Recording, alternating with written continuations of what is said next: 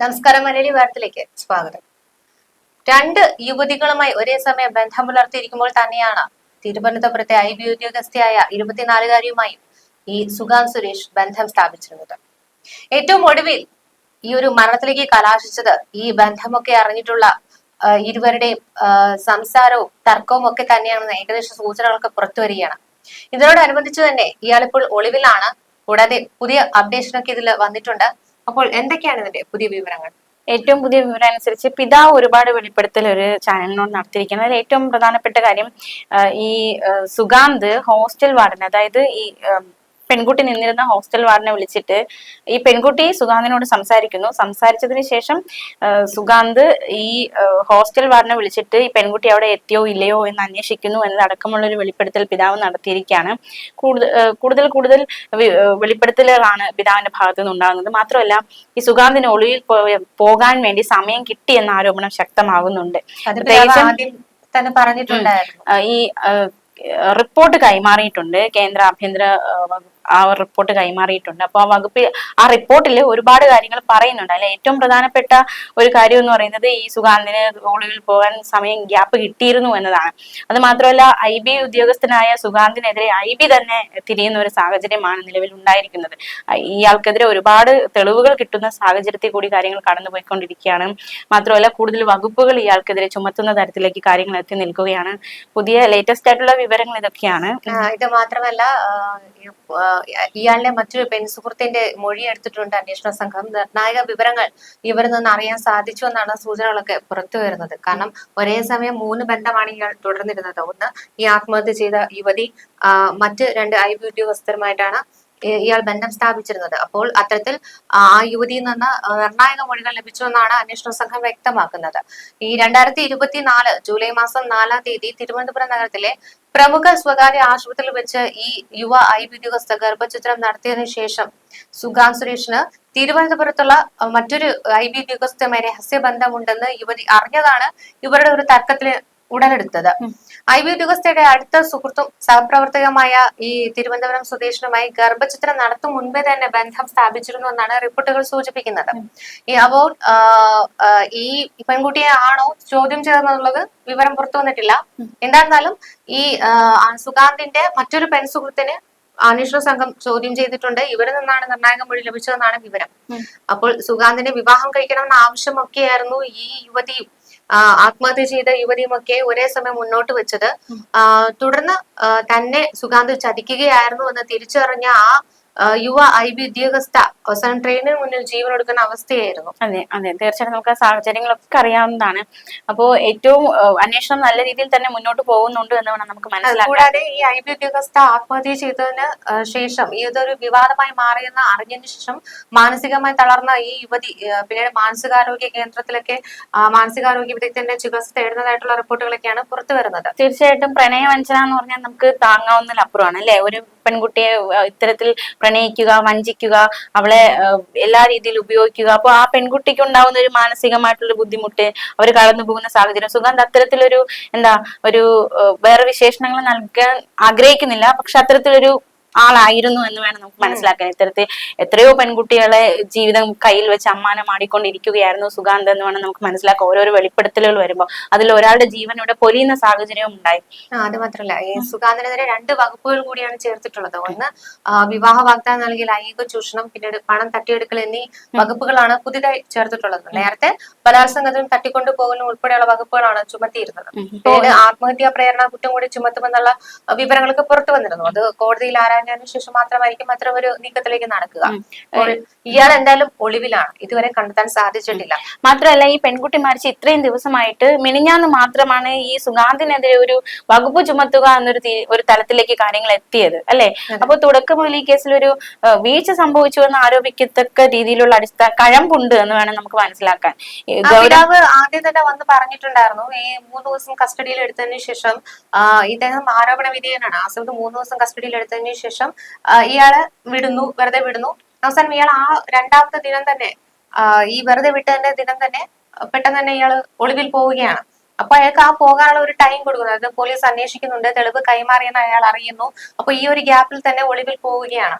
അത് ആ പിതാവ് നേരത്തെ തന്നെ ആരോപിച്ചതാണ്. അതിനുശേഷമാണ് ഈ IB-യും ഈ പോലീസും ഒക്കെ ചേർന്ന് അയാൾക്കായി തിരച്ചിൽ ഊർജിതമാക്കിയത്. ഇപ്പൊ തമിഴ്നാട്ടിൽ നിന്നും കടന്ന നോർത്ത് ഈസ്റ്റിലേക്കൊക്കെ കടക്കാൻ സാധ്യതയുണ്ട് എന്നൊക്കെയാണ് വിവരങ്ങൾ പുറത്തു വന്നത്. പോലീസ് എന്തായിരുന്നാലും ഫോണൊക്കെ ട്രാക്ക് ചെയ്യുന്നുണ്ട്, ബന്ധുക്കളുടെ ഫോണും ട്രാക്ക് ചെയ്യുന്നുണ്ട്. ഇയാളെ ഏത് വിധേനയും കണ്ടുപിടിക്കണം എന്നുള്ള ആവശ്യത്തിലേക്ക് പോയിരിക്കുകയാണ്. കഴിഞ്ഞ ദിവസം കോടതി പോലും പറഞ്ഞിരുന്നു ഇയാളെ അറസ്റ്റ് ചെയ്യേണ്ട അനിവാര്യത ഉണ്ട് എന്ന് പറഞ്ഞായിരുന്നു. അപ്പോൾ അതുകൊണ്ട് തന്നെ ഇവർക്ക് തീർച്ചയായിട്ടും ഇയാളെ പിടിച്ചേ പറ്റുകയുള്ളൂ. മാത്രമല്ല തുടക്കത്തിൽ ഈ ഗൗരവകരമായിട്ട് എടുത്തിരുന്നില്ല എന്നൊരു ആരോപണം ശക്തമാകുന്നുണ്ട്. തുടക്കം മുതൽ ഈ പെൺകുട്ടിയുടെ പിതാവ് ഇയാൾക്കെതിരെയുള്ള തെളിവുകളും മറ്റ് ആരോപണങ്ങളുമായിട്ട് രംഗത്ത് വരുന്നു. പക്ഷെ അപ്പോഴേക്കും ഒരു ആരോപണ വിധേയൻ എന്ന രീതിയിൽ മാത്രമാണ് സുഗാന്ത് സുരേഷിനെ കൺസിഡർ ചെയ്തത്. ഗൗരവകരമായിട്ട് തുടക്കത്തിൽ എടുത്തിരുന്നുവെങ്കിൽ അല്ലേ നേരത്തെ ഇയാളെ കണ്ടെത്തുക അല്ലെങ്കിൽ ഒടുവിൽ പോകാൻ ഒരു ഗ്യാപ്പ് കിട്ടാതെ അയാളെ തടയാൻ സാധിക്കുമായിരുന്നു എന്ന് തോന്നുന്നു. ആദ്യം കുടുംബം പറഞ്ഞിരുന്നത് വിവാഹ വാഗ്ദാനം നൽകി വഞ്ചിച്ചു എന്നായിരുന്നു. അപ്പൊ അത് കാരണം ഈ പറഞ്ഞ കണക്ക് വലിയ തെളിവുകൾക്കൊന്നും ഇയാൾക്ക് ഇല്ല എന്നുള്ള ഒരു രീതിയിലായിരിക്കും പോലീസ് നടന്നത്.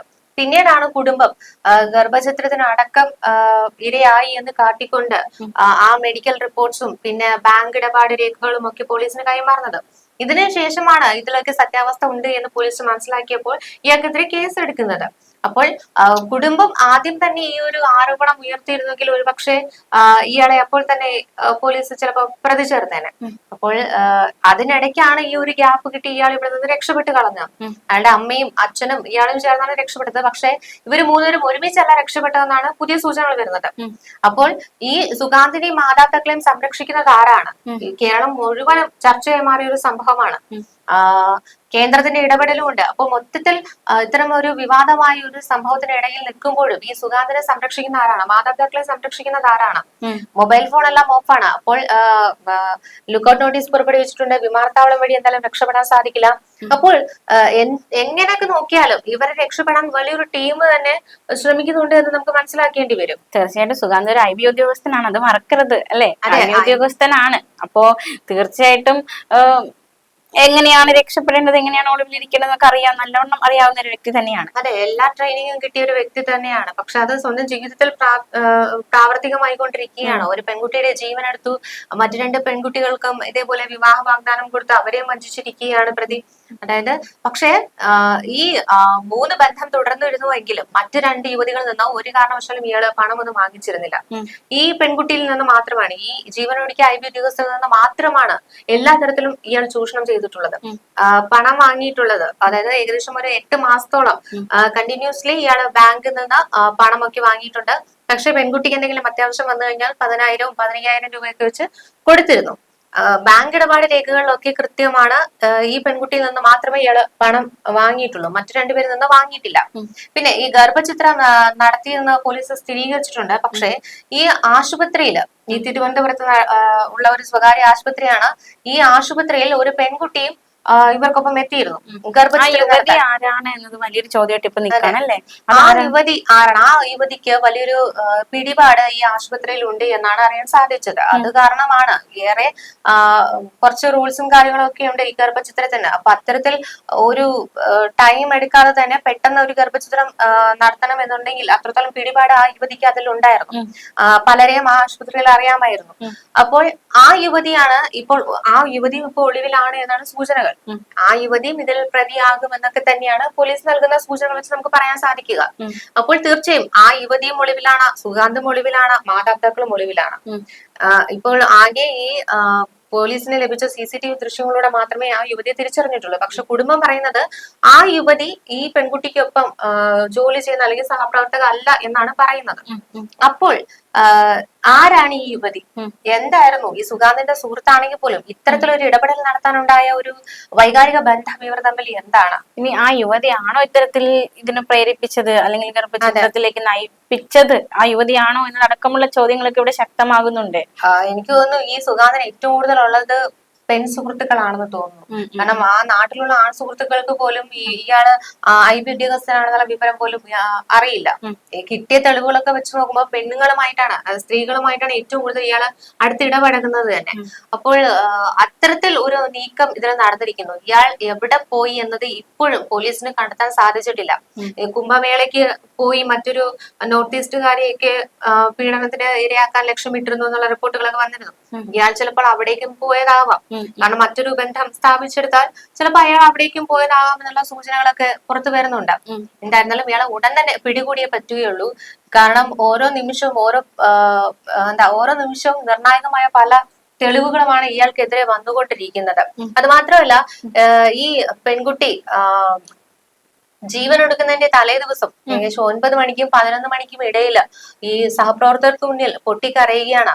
എന്തൊരു സ്റ്റുപ്പിഡ് ജന്മമാണ് തന്റേതെന്ന് പറഞ്ഞുകൊണ്ടാണ് ഈ പെൺകുട്ടി പൊട്ടിക്കരയുന്നത്. പക്ഷെ കാര്യം എന്താണെന്ന് ചോദിച്ച് മനസ്സിലാക്കി സമാധാനിപ്പിക്കാൻ ഈ സഹപ്രവർത്തകരൊക്കെ ശ്രമിക്കുന്നതിനിടയിൽ ഒരു VIP-യുടെ സന്ദർശനം കാരണം ഇവർക്ക് മറ്റു ജോലികളിലൊക്കെ പല ജോലികളും അവർക്ക് ഏർപ്പെടേണ്ടി വന്നു. അങ്ങനെ അവസാനം അത് ഒഴിവാക്കി പോവുകയായിരുന്നു. അപ്പോൾ അതിനിടയിൽ പലതും സംഭവിച്ചു എന്ന് തന്നെ നമുക്ക് പറയേണ്ടി വരും.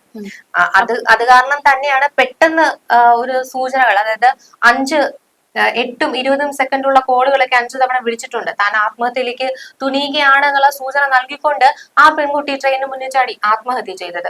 അപ്പോ ഈ സഹപ്രവർത്തകർക്ക് മുന്നിൽ ഈ പെൺകുട്ടി കരഞ്ഞപ്പോൾ തീർച്ചയായിട്ടും അവർക്കൊരു കരുതൽ കൊടുക്കാമായിരുന്നു അല്ലെ? അവർക്ക് കരുതൽ കൊടുക്കാനുള്ള ആ ഒരു ഗ്യാപ്പ് കിട്ടിയിട്ടില്ല. അതാണ് പറഞ്ഞത്, VIP സന്ദർശനത്തിന്റെ ഇത് ഭാഗമായിട്ട് ഇവർക്ക് ജോലി ഉണ്ടായിരുന്നു. ആ സമയത്താണ് ഇവരെല്ലാവരും പിരിഞ്ഞു പോകുന്നത്. ആ ഒരു ഗ്യാപ്പിൽ ചിലപ്പോൾ എന്തെങ്കിലും ഒരു വിഷയം അവിടെ കാര്യമായി സംഭവിച്ചിട്ടുണ്ടാകാം. പെട്ടെന്നുള്ള ഒരു പ്രകോപനത്തിലല്ല ഈ ഒരു സംഭവം നടന്നിരിക്കുന്നത്. എന്തെങ്കിലും ഒരു വിഷയം അവിടെ ഉണ്ടായിരിക്കണമല്ലോ. അത് തന്നെയാണ് ഇവിടെ സംഭവിച്ചിരിക്കുന്നത്. എന്തായിരുന്നാലും ഒരു കൃത്യമായ വിവരങ്ങൾ ലഭിക്കണമെങ്കിൽ അത് ഈ പറയുന്ന സുഗാന്തിന് മാത്രമേ ഇനി പറയാൻ സാധിക്കുകയുള്ളൂ.